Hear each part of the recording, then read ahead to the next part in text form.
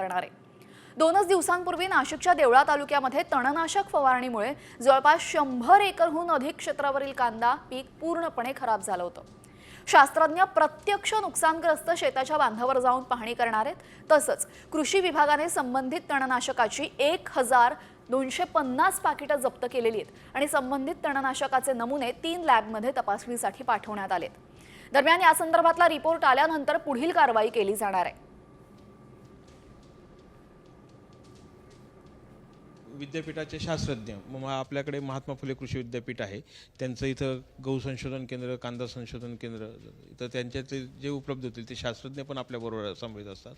त्यांनी तिथं प्रत्यक्ष त्या टीम समवेत शेतकरी, त्याचप्रमाणे कंपनी प्रतिनिधी आणि दुकानदार, औषध विक्रेते यांच्या समवेत ती टीम तिथे पाहणी करते आणि परंतु तिथं आता जे काही प्रक्रिया होईल ही सर्वांच्या समोर जे काही घडलेली वस्तुस्थिती आहे ती जाणून घेण्याची पहिली प्रक्रिया असते, ती प्रक्रिया तिथे होणार आहे।